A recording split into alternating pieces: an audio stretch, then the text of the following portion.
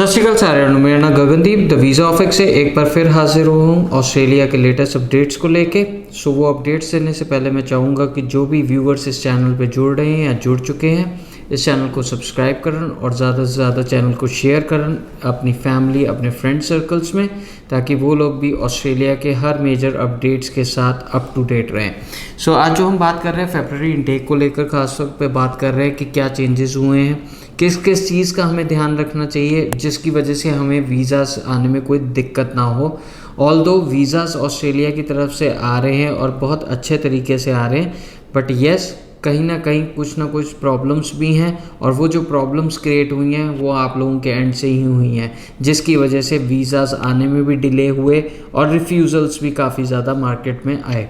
सो जो भी बच्चा ऑस्ट्रेलिया जाके पढ़ाई करना चाहता है, ख़ास तौर पे 2023 में जो फेब्रुअरी इनटेक को अप्रोच कर रहे हैं, या जो भी बच्चे जुलाई इनटेक को अप्रोच कर रहे हैं, सो किस किस चीज़ों का उनको ध्यान रखना चाहिए जिसकी वजह से उनको ऑस्ट्रेलिया का वीज़ा लेने में कोई दिक्कत ना आए।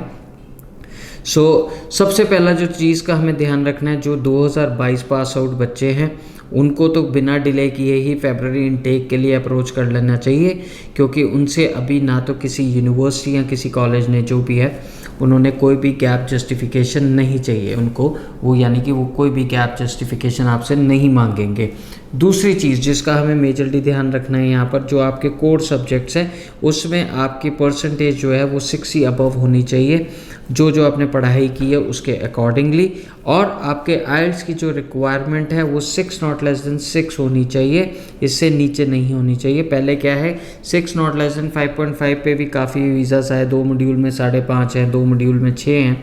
वीज़ास उनको भी मिले। बट येस अब ट्रेंड चेंज हो रहा है ऑस्ट्रेलिया का, और वो कहीं ना कहीं 6 नॉट लेस देन 6 वाला बच्चे को ज़्यादा अप्रोच कर रहे हैं वीज़ा देने में। दूसरी चीज़ इसमें क्या देखना है, जो हमने पढ़ाई की है, पढ़ाई करने के बाद हम आगे कौन सा कोर्स लेकर जा रहे हैं। समटाइम्स क्या देखने को मिलता है, मेजर ऑफ टाइम्स कि बच्चा कहता है कि मेरे को तो बस ऑस्ट्रेलिया जाना है, मेरी इतनी परसेंटेज है और इतने मेरे आइल्स से आ चुके हैं। कोर्स उसने यहाँ पर जो पढ़ाई की थी वो की थी आर्ट्स में, आगे जो उसके एजेंट ने ड्यू टू लेस नॉलेज कह लो या बच्चे की ईगरनेस को देखते हुए उसने जो भी उसको सजेस्ट किया उस टाइम पे और वो कोर्स दिलवा दिया। भाई ये ऑस्ट्रेलिया है, यहाँ पर एक बार वीज़ा अगर रिफ्यूज़ हो गया तो दोबारा वीज़ा लेना बहुत प्रॉब्लम वाली बात हो जाती है। ये कनाडा नहीं है जहाँ पर आपका एक बार रिफ्यूज़ हुआ सो दूसरी बार भी आप अप्लाई कर सकते हो, SOP वगैरह में कुछ अमेंडमेंट्स करके। अगर दूसरी बार भी नहीं मिला तो तीसरी बार आपको स्कूल कॉलेज जो भी है आप अपना चेंज करके दोबारा से उसको अप्लाई कर सकते हो। बट ये ऑस्ट्रेलिया ही, यहाँ पर जो है इन सारी चीज़ों का बहुत ध्यान रखना पड़ता है। छोटी छोटी चीज़ें लेकिन बहुत ज़्यादा बड़ा रोल प्ले करती हैं आपके वीज़ास लेने में, क्योंकि जब तक आपकी ये चीज़ें, आपकी जो इंटेंशंस हैं वो क्लियर नहीं होंगी, आपकी GTE क्लियर नहीं होंगे, आपके अगर फ़ंड्स पुराने नहीं हैं और आपके जो फ़ंड्स की जो जस्टिफिकेशंस है आप वो नहीं दे पा रहे हैं,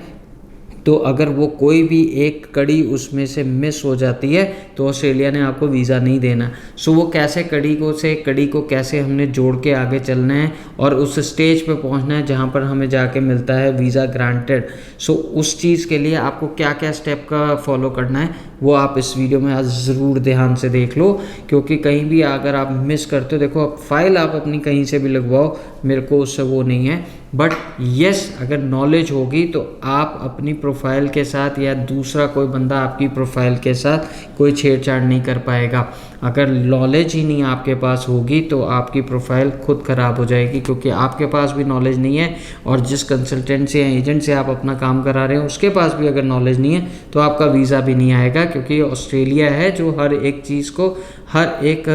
पैरामीटर्स को एक सर्टेन वेटेज देकर चलता है। सो उन पैरामीटर्स का आपको ध्यान रखना बहुत ज़रूरी है। So back to the point, जो आपका अगर आपने आर्ट्स की है और आगे आप कोई अनरिलेवेंट कोर्स लेकर चले जाते हो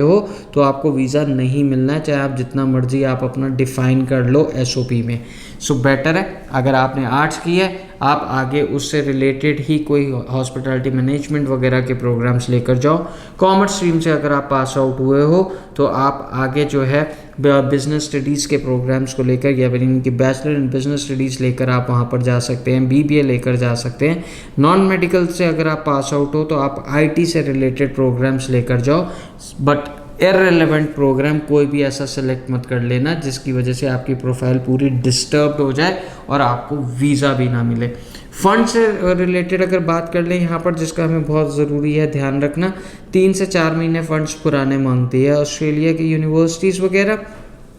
यहाँ पर आपका जो वीज़ा ग्रांट होना है ना, वो आपकी यूनिवर्सिटीज़ के बेस पे ग्रांट होना है, ना कि एम्बेसी के, क्योंकि एम्बेसी पूरा रिलाई करती है यूनिवर्सिटीज़ के ऊपर, क्योंकि उसमें जो उनके सर्टेन पैरामीटर्स हैं वो ही आपके अगर क्लियरेंस मिली हुई है यूनिवर्सिटी के एंड से, जीटी वगैरह, और आपका जो आपकी सीओई आई है, प्लस आपके जो फंड्स लगे हैं उसकी सारी प्रॉपर जस्टिफिकेशंस गई हुई हैं और वो सारे वेरीफाइबल्स हुए, तो आपको एम्बेसी भी टाइम नहीं लगाती है वीज़ा देने में। बट जो फंड्स की रिलेटेड बात कर रहे हैं, समटाइम्स क्या होता है, देखो अगर आपके पास फंड्स नहीं है, आप फंड्स अरेंज कर रहे हो किसी से, आप वो भी दिखा सकते हो, लेकिन जिससे आपने फंड्स अरेंज किए हैं उनसे आपके पास पूरा letter of affidavit, supporting letter होना चाहिए आपके पास, उसके फंड जो दे रहा है उसका क्या रिलेशन है, वो सारे प्रूफ्स होने चाहिए जो आपकी फ़ाइल में लगेंगे। अगर ये प्रूफ्स आपके पास मिसिंग हैं या आपको फंड्स प्रॉब्लम आ रही है तो आपकी ये दिक्कत भी हम सॉल्व कर सकते हैं। आप हमें कांटेक्ट कर सकते हो आपके फंड से रिलेटेड जो भी प्रॉब्लम है,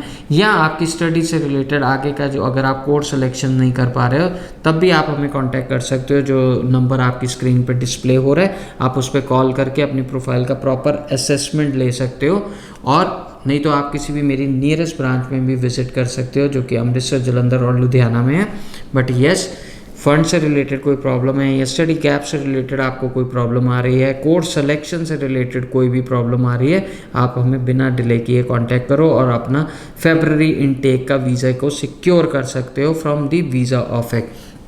इसके साथ जो अब मैंने आपको जो पॉइंट्स बताए हैं, जो points need to be remember while lodging your file to the Australia, so इन पॉइंट्स को आप एक अपने पेपर पे कहीं लिख लो ताकि आपको भी ध्यान रखे। अगर आप अपनी प्रोफाइल की असेसमेंट कराने जा रहे हो, आपके पास वो सर्टेन पॉइंट्स हैं जिसके ऊपर रह के आप उनसे क्रॉस क्वेश्चन कर सकते हो, जिस भी कंसल्टेंट से आप अपनी फ़ाइल को प्रोसेस ऑन करवा रहे हो।